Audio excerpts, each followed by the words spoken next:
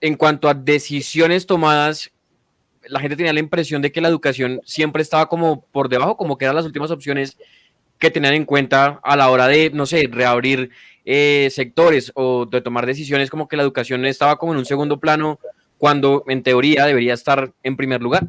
Total, total, Santiago. Sencillamente, los colegios son los primeros en abrir y los últimos en cerrar. Es que eso no es debatible, es que eso no es discutible, eso no es que, es que eso no tiene otra salida.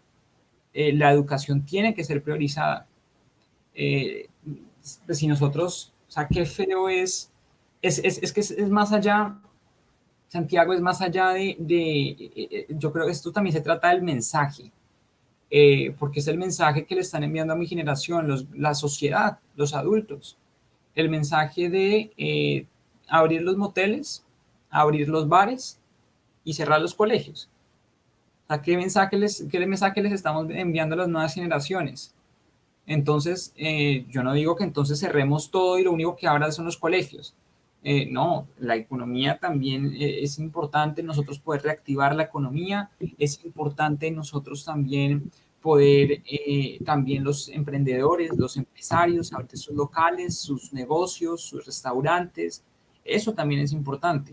Muchos empleos dependen de que se reactive la economía y podamos abrir estos espacios. Pero entonces, ¿por qué si abrimos estos espacios y no abrimos los colegios?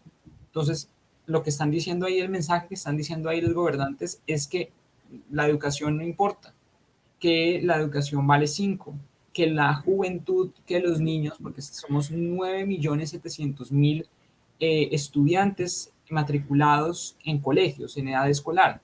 O sea, no estamos hablando de una minoría, somos casi 10 millones de niños, niñas y jóvenes que dependemos de que abran los colegios, pero prefieren darle una prioridad a otros temas que, insisto, son importantes, pero no tan importantes como la educación.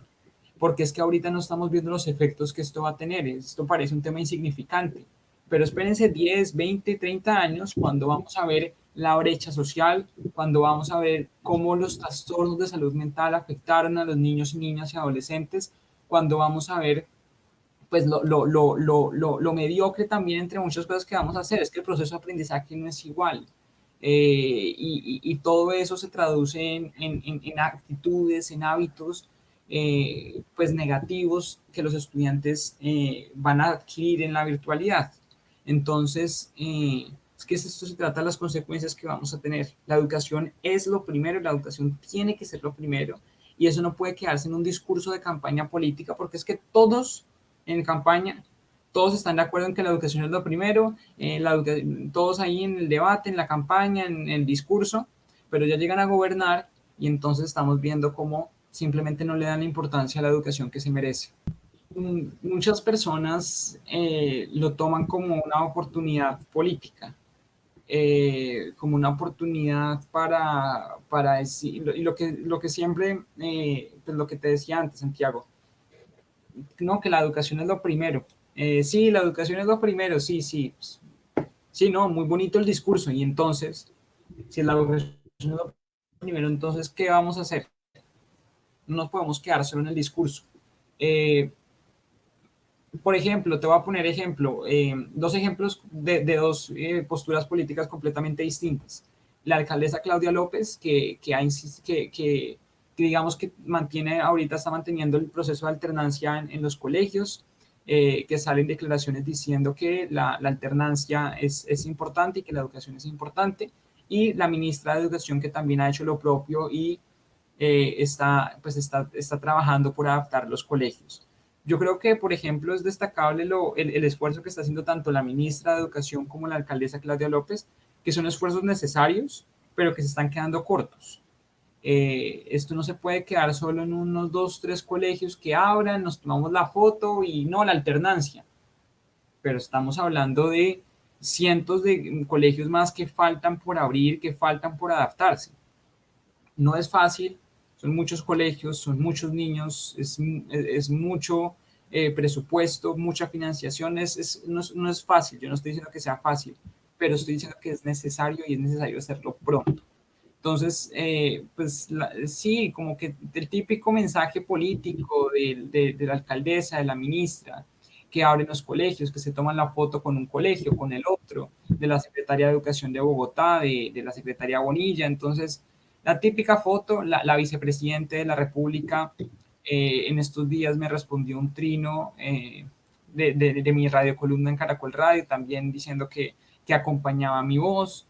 Eh, yo agradezco pues esos espaldarazos de la alcaldesa, la ministra, la vicepresidente, pero se quedan solo en las palabras, se quedan solo en la foto de un colegio, pero es que hay más colegios. No se pueden quedar solo en las palabras, que es importante, porque ahí digamos que enderezan un poco el mensaje que te mencionaba de que abren bares, cierran colegios, entonces enderezan un poco ese mensaje y la juventud también lo recibe con bueno, listo, entonces tampoco es que no les importe la educación, pero nos faltan más acciones y menos discursos. ¿Sienten de pronto ustedes que para ellos es como si los jóvenes y los estudiantes del país poco importaran, como si fueran ahí pues ellos no importa, son niños, dejémoslos ahí tranquilos y sigamos con el resto de cosas? ¿Sienten de pronto o se sienten tal vez como abandonados tal vez un poco por los gobernantes? Es que, sabes también, Santiago, qué es lo que pasa y es que no tenemos voto, no podemos votar, no podemos salir a manifestarnos. Porque somos menores de edad, empecemos por ahí. Entonces, somos menores de edad, no podemos votar. Yo, por ejemplo, no voy a alcanzar a votar en las elecciones presidenciales del 2022 ni en las legislativas. Y hay cientos, es que somos todos realmente los niños que no podemos votar. Entonces, como no tenemos voto en el 2022, porque es que ahorita ese es el tema de conversación. ¿Quién va a ser el próximo presidente de Colombia? Entonces, como no podemos votar, a nadie le importa esa población que no puede votar porque no puede votar. Entonces, no les demos nada a ellos, más bien demos eso a los que sí pueden votar y a los que sí nos pueden elegir. Empezando por ahí, si nosotros no tenemos poder electoral, a la sociedad le valemos huevo. Nosotros no podemos manifestarnos y hacer un paro nacional como el que ahorita se está viendo, porque nosotros somos menores de edad. O sea, un niño de 5 años no puede salir a la calle, pues porque es menor de edad, tiene que salir con su papá, tiene que... no, el papá entonces no lo va a dejar bloquear la calle, el niño... O sea, somos niños, somos jóvenes, entonces es que la gran mayoría de los más pequeños, pues no, sencillamente, pues por lógica no pueden salir a protestar.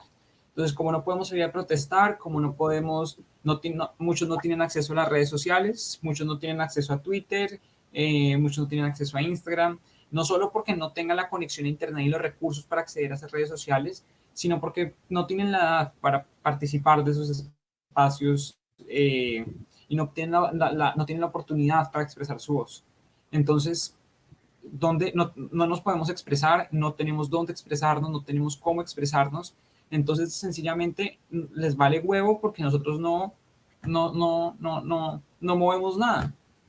No tenemos, no ejercemos presión, no ejercemos voto, entonces, ¿para qué interesarse por esos 9 millones que valen huevo? Después cuando voten, ahí sí nos preocupamos por ellos.